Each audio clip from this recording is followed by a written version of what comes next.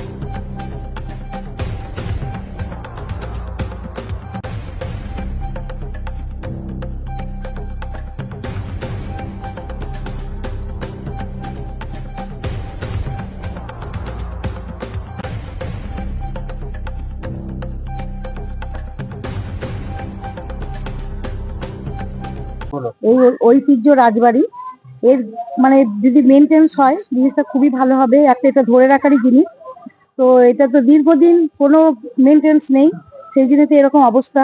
একটা রথ বলুন, কোনো অনুষ্ঠান বলুন, দুর্গাপুজো বলুন, এখানে তো হতো, হয়ও। তো সেরকম দুর্গাপুজো মানে পটেশ্বরী, তো এগুলো মেনটেন্স হোক, এটা আমরা চাই যেন রাজবাড়িটা ধরে রাখা হোক আর কি। পড়ে মানে অর্ধেক তো পড়েই গেছে, ভগ্ন প্রায়। তো যদি একটু ধরে রাখার ব্যবস্থা হয়, একটু মেনটেন্স হয়, একটু মোটামুটি যেটুকু মানে করলে পারা যাবে, তো সেটুকু হলে আমরা খুশি হই। কত বছর ধরে দেখেন এরকম ভগ্নদশা? আমরা তো আমি তো দেখছি 60 বছর ধরে। কার কাছে আবেদন রাখছেন এরকম ভগ্নদশা যেন মেরামত হয়? কার কাছে বলবো বলুন? সরকারের কাছে। তাছাড়া এগুলো তো কেউ করবে না।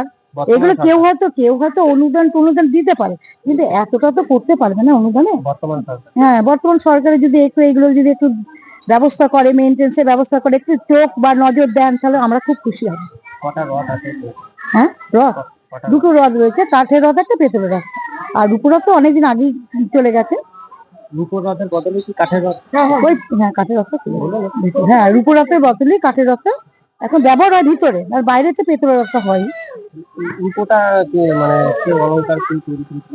না, ওটা বলতে পারেন, বিক্রি হয়ে গেছে, ওটা অনেকদিন আগে হয়তো বিক্রি হয়ে গেছে রাজার আমলে। আমরা দেখি তৈরি করেছিল আমার বাবা দাদু, আমার বাবা দাদুরাই এখানকার মানে মানে অন্দরমহলের স্বর্ণকার ছিলেন ওনারা। তো উনি সবকিছু, ওনারাই সবকিছু করেছেন, রাজা রানীর মানে গয়না থেকে আরম্ভ করে রূপোর রথ সবই ওনারাই করেছেন। হ্যাঁ, কেউ নেই এখন, ওনারা চলে গেছেন স্বর্গে। এই আর কি। কোথায় বাড়ি আপনার? আমার এখানে বর্ধমান। কি নাম আপনার? আমার নাম পুরবী কর্মকার। এসেছেন আজ কোথায়? এখানে কোথায় এসেছেন? এই তো এইটাকেই তো রাজবাড়ি। আসুন কাছে এসে বলুন। হ্যাঁ, বলুন বলুন, আপনি বলুন, আপনি বলুন আগে। হ্যাঁ, বলুন কোথায় এসেছেন, এটা কোথায় এসেছেন? এটা রাজবাড়ির মানে রথের মেলাতে দেখতে এসেছি। আমি এই বকুলতলাতে ওইখানে থাকি, ওইখানে আমার দোকান। আর প্রতি বছরই আসি। আর আগের মতন সেই জাঁকজমক হয় না। এখন রাজারাও তো এখানে নেই। রাজা রেস্টেটে আগে বহুত লোকজন ছিল, তারা দেখাশোনা করত, তারা সব করত।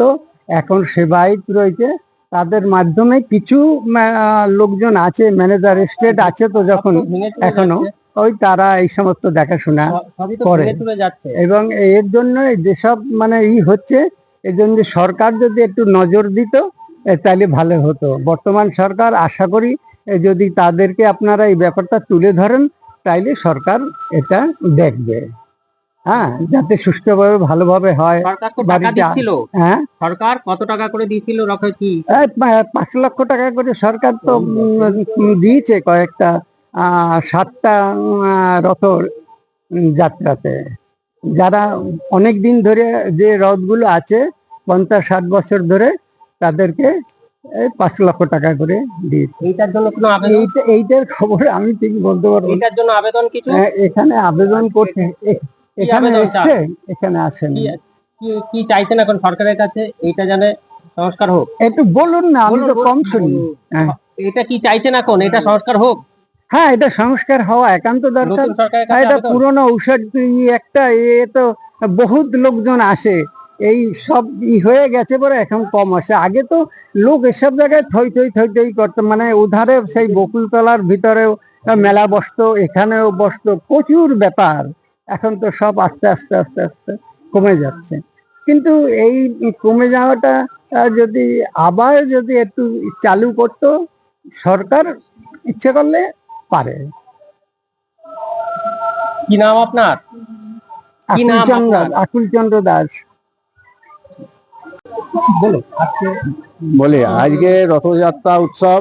এই মন্দিরটি হচ্ছে লক্ষ্মীনারায়ণ জিউ মন্দির। এই মন্দির আনুমানিক 300 থেকে 350 বছরের পুরনো। এই মন্দিরে আমাদের দুটি রথ হয়। একটি হচ্ছে রানীর রথ, ভিতরে থাকে, ওতে নারায়ণ শিলামূর্তি চাপানো হয়। আমাদের জগন্নাথ, সুভদ্রা, বলরাম বসানো হয় না। এবং রাজার যে রথটি কাঁঠালতলায় বসানো হয়, এতে আমাদের রাধা দুলাল গোপাল বসানো হয়। এবং এখানে প্রচুর মেলা হয়।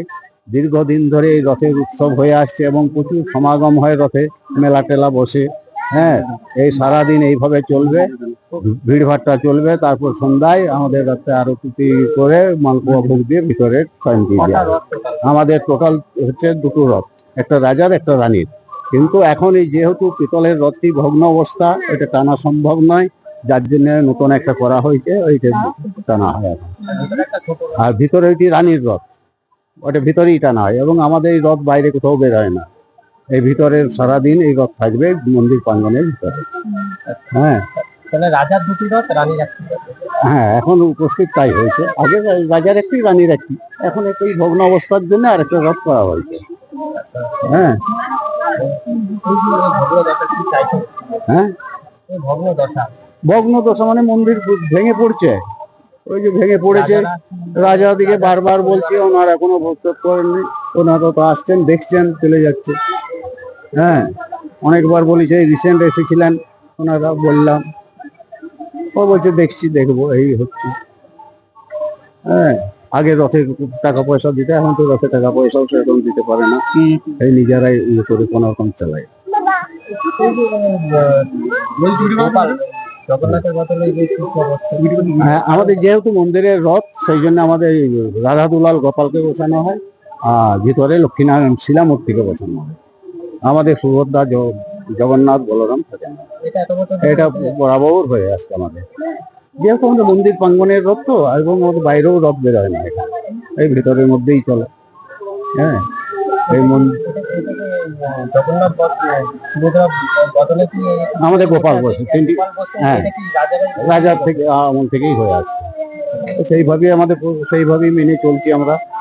হ্যাঁ, এই মন্দিরের আমি প্রধান পুরোহিত, আমার নাম হচ্ছে উত্তম মিশ্র। ঠিক আছে তো।